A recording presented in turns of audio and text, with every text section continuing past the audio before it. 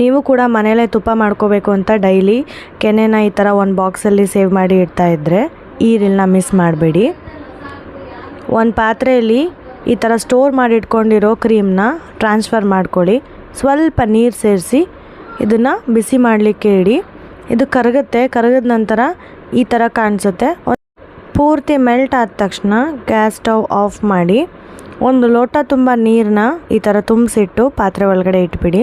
ಫ್ರೀಝರಲ್ಲಿ ಒಂದು 12 ಅವರ್ಸ್ ಬಿಟ್ಟಾದಮೇಲೆ ಈ ಥರ ಕಾಣಿಸುತ್ತೆ.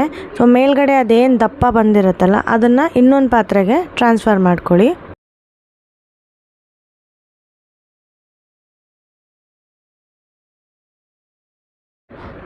ಟ್ರಾನ್ಸ್ಫರ್ ಮಾಡ್ಕೊಂಡಿರೋದನ್ನ ಕಾಯೋದಕ್ಕೆ ಬಿಡಿ. ಇದು ಸ್ಲೋ ಆಗಿ ಮೆಲ್ಟ್ ಆಗುತ್ತೆ. ಮೆಲ್ಟ್ ಆದ ತಕ್ಷಣ ನಿಮಗೆ ತುಪ್ಪ ಸಿಗುತ್ತೆ. ಇದನ್ನು ಇನ್ನೊಂದು ಪಾತ್ರೆಯಲ್ಲಿ ಶೋಧಿಸ್ಕೊಂಡು ಸ್ಟೋರ್ ಮಾಡಿ ಇಟ್ಕೋಬೋದು. ಇನ್ನೊಂದು ಕಡೆ ಮಿಕ್ಕಿರೋ ಹಾಲಿರುತ್ತಲ್ಲ ಇದಕ್ಕೆ ಒಂದು ಸ್ವಲ್ಪ ನಿಂಬೆಹಣ್ಣು ಹಾಕಿ ಹಾಲು ಒಡೆಯುತ್ತೆ. ಇದನ್ನು ಶೋಧಿಸ್ಕೊಳ್ಳಿ. ನಿಮಗೆ ಹೋಮ್ ಮೇಡ್ ಪನ್ನೀರ್ ಕೂಡ ಸಿಗುತ್ತೆ.